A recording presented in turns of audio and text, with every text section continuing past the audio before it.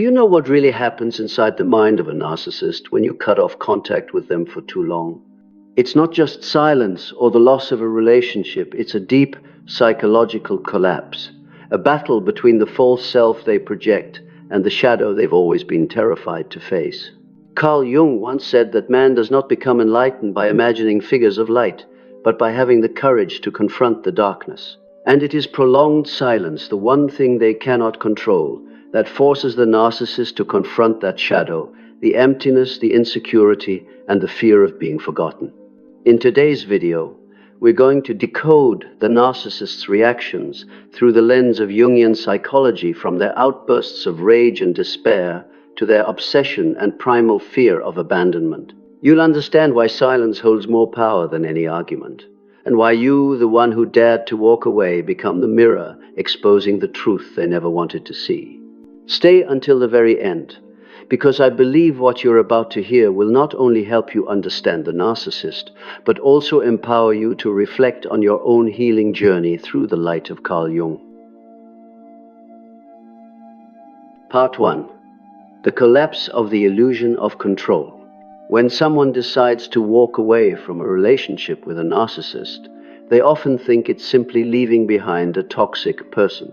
But in reality, that departure is a psychological earthquake, a blow that shatters the entire power structure the narcissist has spent so long constructing. For them, control is not just a choice or a habit. It is their lifeblood. Every glance, every word, every reaction from you serves as proof that their inflated ego still holds weight.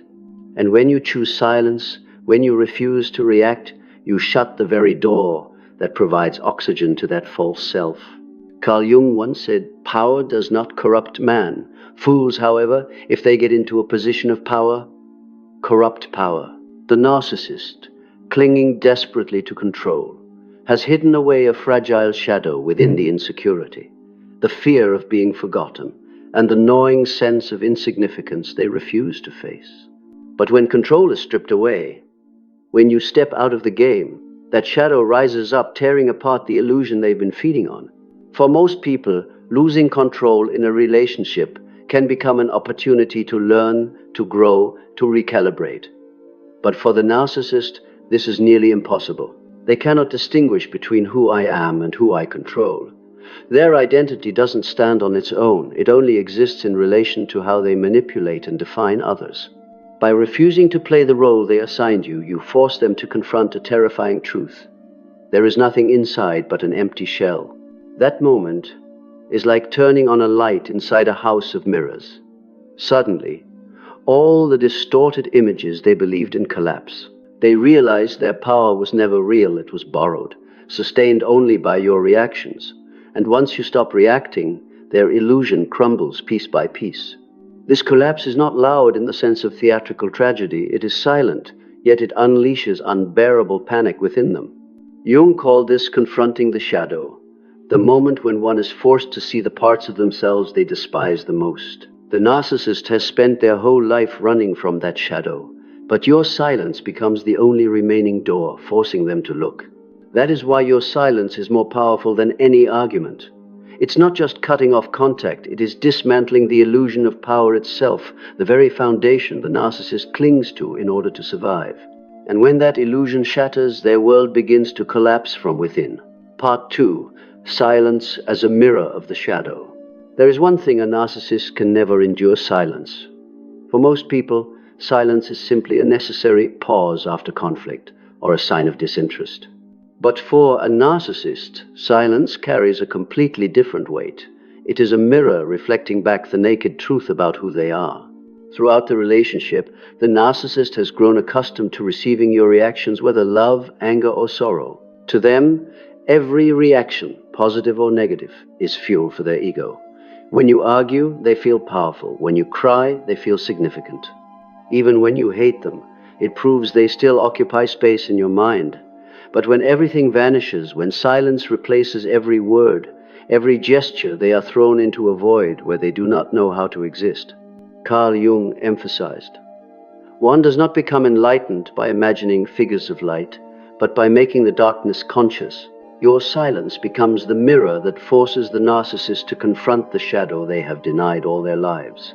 In that darkness, there is no power, no admiration, no reaction to sustain their grand illusion. What remains is emptiness, primal insecurity, and the terrifying question, if no one reflects back the image I want to see, who am I? What makes silence the ultimate weapon is that it requires no effort. You don't have to argue, prove anything, expose them, or justify yourself. All you need to do is live, move forward, and your absence does the work that 1,000 words could never achieve. It reveals that their power was nothing but an illusion, completely dependent on the responses of others. For the narcissist, this is unbearable. Silence means they are no longer the center, no longer the one pulling the strings. Their entire world revolves around manipulation and maintaining attention. When no one watches, no one listens, no one reacts, the stage curtain falls, exposing nothing but a cold emptiness. Your silence, therefore, is not mere non-response. It is an act of deconstruction. It pulls them down from the throne they built for themselves and places them where they truly belong, as a trembling human face to face with their own shadow. And that is the deepest wound of all, for a narcissist can withstand resistance, but they can never endure invisibility. Part 3. The Primal Rage, Narcissistic Rage. If silence is like a mirror reflecting the emptiness within, then a narcissist's rage is their most primal instinctive response to fight against that reflection. This is not ordinary anger, the kind anyone might feel when insulted or hurt. It is a primal eruption, rooted in a deep psychological terror, the fear of erasure, the horror of no longer being the center of someone else's world. Carl Jung once said, "The most terrifying thing is to accept oneself completely. For the narcissist, silence is the moment their shadow surfaces, and they cannot bear it. So they react with explosive, destructive energy, like an animal cornered with no way out."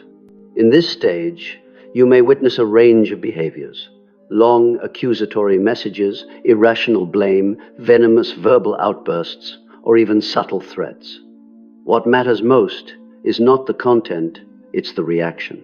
As long as you respond, as long as you confirm they still occupy space in your mind, they feel temporarily freed from their invisible fear. This explains why their rage is so excessive, so irrational, so theatrical.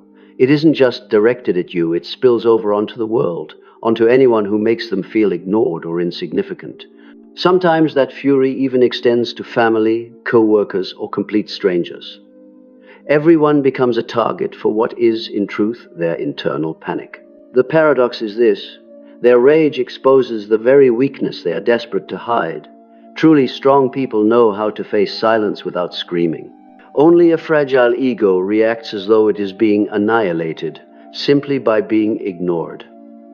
The louder the explosion, the clearer it becomes that their power was never real to begin with. Through Jung's lens, this is not merely anger, it is a war against the shadow. Unable to admit their insecurity, the narcissist transforms fear into fury, projecting it outward. But the more they rage, the deeper they sink into despair. And this is precisely where your silence becomes the sharpest weapon. Silence does not oppose, it does not fight back, and that is what makes their rage meaningless. Like an actor shouting on stage to an empty theater, the more they scream, the more the echo reminds them of one truth: their power is gone. Part 4. Desperation and Desperate Performances. When rage fails to draw you back in, the narcissist enters a new stage: desperation. This is when your silence becomes an unbearable threat, forcing them to mobilize every emotional weapon to break down the wall you've built, and so begins their desperate performance. At this point, you may see dramatic shifts in their behavior. One moment they beg for forgiveness, the next they promise to change, then suddenly they feign concern for your well-being. Sometimes they send a message that seems harmless on the surface: "Are you doing okay?" Or "I just wanted to make sure you're all right." But beneath it lies no genuine care. It is a test. They want to see if you still respond, if they still occupy your mind. Carl Jung once said that what we repress will always return in a distorted form. Their apologies, their gestures of care, are precisely that distortion. They are not love, they are fear of abandonment dressed up as love. The narcissist, dependent on others' reactions for survival, cannot tolerate the emptiness silence creates. So they fabricate scenarios to lure you back, not to heal the relationship, but to restore the emotional supply they are starving for. If sweet promises fail, they may escalate to more dramatic tactics, sending endless texts, calling in the middle of the night, or showing up unexpectedly in places you frequent. Some even stage false emergencies. "I was in an accident, can you come?" Or, "If you don't answer, I don't know what I'll do." These are calculated plays on your empathy and sense of responsibility, the very qualities they once exploited.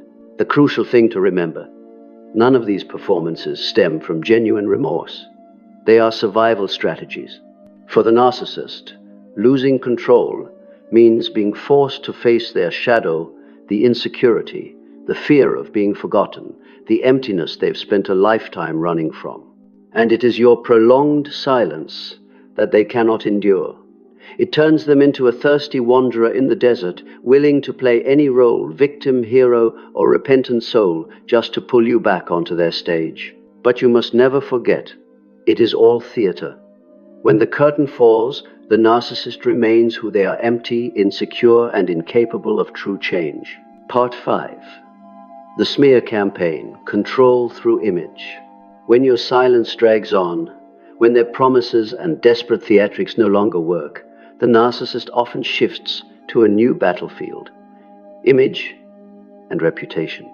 This is where they launch one of their most dangerous weapons, the smear campaign. In the narcissist's mind, your decision to cut off contact is not just a personal rejection, it is a slap in the face to their ever-inflated ego. They cannot tolerate the thought that others might see them as abandoned. And since they can no longer control you directly, they try to control how others see you. This is when they begin weaving new narrative stories where you are no longer the victim but are recast as the betrayer, the cruel one, or even the unstable one. Carl Jung once said, "What we deny in ourselves, we project onto others." This explains why the smear campaign is so systematic.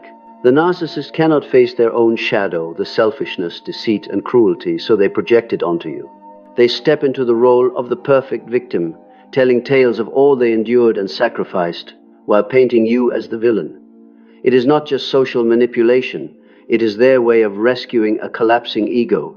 The campaign can spread across multiple arenas, within family, at work, or on social media. At first, it might take the form of subtle complaints. "I don't know why they changed so much." But gradually, it escalates into direct accusations. "They're unstable, they're cruel, I suffered so much because of them." This strategy of planting doubt pulls others into their theater, recruiting a fresh audience for their tragic performance. The danger lies in how convincing they can be. Narcissists know how to cry at the right moment, how to use a sorrowful gaze, a trembling voice, or even a calm, composed demeanor to mask their lies. And because they've spent years cultivating a polished public image, their fabrications are easily believed. Meanwhile, you, the one who chose silence, are more vulnerable to misunderstanding because silence has no defense of its own. Yet in this very place, truth begins to surface. When you refuse to play the game, when you do not argue, do not defend yourself, their lies eventually contradict themselves. Deception requires constant upkeep, but truth needs only to stand still. Jung described this as the effect of the exposed shadow. The longer darkness is hidden, the more obvious it becomes when light finally shines on it. The smear campaign may hurt you, may isolate you for a time, but remember, it is proof that the narcissist has lost direct control. When they can no longer manipulate you, they must manipulate others. And that, in itself, is the clearest sign you have already stepped out of their control. Part 6. False Grandeur and the Cracked Mask. After rage, after desperation, and even after the smear campaign, the narcissist often turns to another familiar strategy: grandiose display. This is when they build a new stage, where everything appears radiant, at least on the surface. You'll see them flaunting a dream relationship, posting pictures of happiness and success, or speaking about grand ambitions. The goal is not only to convince others they've moved on, but also to lull themselves into believing your silence has not shaken them. But behind the glitter is another truth. The mask is cracking. Carl Jung once wrote, "Persona is what we present to the world, but the shadow determines who we really are." Narcissists live through masks: the strong one, the successful one, the irresistible one. Yet without you as their audience, their display becomes hollow, echoing like sound in an empty room. The irony is this: the greater the display, the deeper the insecurity. The louder someone insists they are happy, the more despair often hides behind the performance. For the narcissist, an audience is oxygen. Without feedback, their grandiose displays only expose the loneliness they are desperate to conceal. Behind the smiling photos, behind the polished posts, lie nights of facing the one thing they fear most themselves. This false grandeur is also a duel with you. It is their way of saying, "Look, I'm better off without you." But the paradox is clear. The harder they try to prove it, the more they reveal that your silence has left an unfillable void. If they were truly fine, they would not need to prove it at all. Jung warned that when a person clings too tightly to the mask, they lose the chance to touch their true self. This is the narcissist's tragedy. They dare not remove the mask, fearing that behind it lies nothing but emptiness. And so they keep performing, keep flaunting, keep pretending until even they grow weary of their own play. False grandeur, therefore, is not proof they've overcome you. On the contrary, it is a signal of rising insecurity. To the outside world, the mask may still look intact, but to you, the one who has seen behind it, the cracks are unmistakable. And that is the clearest evidence that your silence has struck the deepest chord within them, in a place no mask can ever cover. Part 7. The fear of abandonment, the shadow's primal wound. If there is one core obsession that shapes the entire inner life of the narcissist, it is the fear of abandonment. This is not the ordinary worry we all experience in love or friendship. For the narcissist, abandonment equals the annihilation of the self.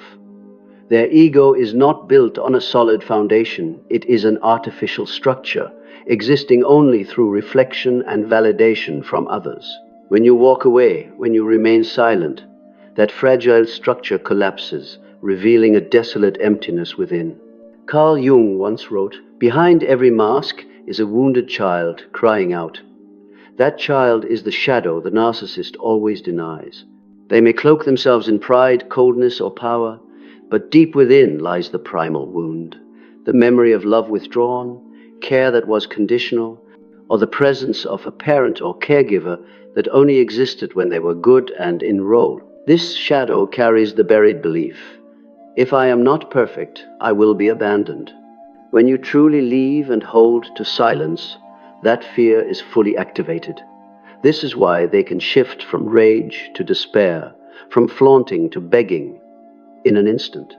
Every tactic, every strategy, manipulation, smearing, false displays, all stem from the same root, the terror that if you do not return, they will cease to exist in their own eyes. The tragic irony is that this very fear of abandonment causes them to continually destroy the relationships that might have endured. They push others away with suffocating control, only to panic when those people finally leave. They devalue, manipulate, and wound all to mask the truth that they depend on you far more than you ever depended on them. In trying to hold tight, they plant the very seeds of being left behind. And when you remain silent, long, decisive silence, they are forced to face what they hate most: the truth that others can live without them. This is an experience the narcissist can hardly bear, for it shakes the foundation of the story they tell about themselves. Without reflection, without the stage, without the audience, they are left alone with their shadow, a lost, frightened child who has never known unconditional love. This is why silence is not merely the end of communication. It is an act that strikes directly at the narcissist's primal wound, forcing them to confront the shadow they have spent a lifetime fleeing. And though they may deny, attack, or pretend to have moved on, The truth remains. The fear of abandonment is their greatest weakness and also the key that sets you free from their cycle. When you look back over the entire journey, you may come to see an undeniable truth. Your silence has accomplished what no argument, no explanation, and no act of forgiveness ever could. It has stripped away the narcissist's greatest weapon, control, and forced them to confront their own shadow, the very part of themselves they've spent a lifetime running from. In this picture, we've walked through it all. The collapse of the illusion of control, the mirror of silence reflecting their darkness, the eruptions of primal rage, the desperate performances, the calculated smear campaigns, the arrogant mask that begins to crack, and finally, the fear of abandonment, the primal wound that never heals. All of it points to one conclusion: their power never truly existed. It lived only through your participation. And when you withdrew, that power dissolved like mist in the morning sun. Carl Jung once said, "One does not become enlightened by imagining figures of light, but by making the darkness conscious." And here you have done something even greater. You have not only faced your own darkness, but you have broken free from being trapped in someone else's. You chose to step out.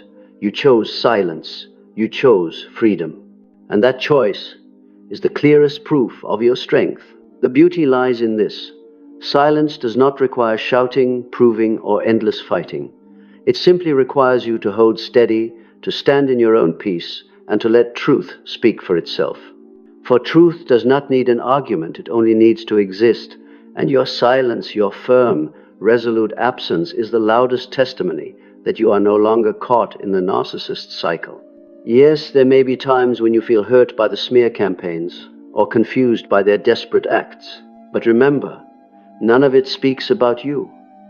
It only exposes them the cracks in their ego, the fragility of their mask, and the unhealed fear of abandonment they cannot escape. With every day you remain silent, the truth becomes clearer. So if you are on this path, trust this: you are not alone. There is a whole community of people who have walked through that same darkness and rediscovered the light within themselves. And this channel exists to remind you that you have the right to freedom, the right to happiness, and the right to live a life no longer controlled by false masks. If what you heard today resonates with you, press subscribe so we can continue this journey together, not only to understand the narcissist, but more importantly, to understand yourself, your shadow, and your light, just as Jung spoke of. Because in the end, this journey is not simply about breaking free from someone else. It is about returning to yourself, whole, strong, and free.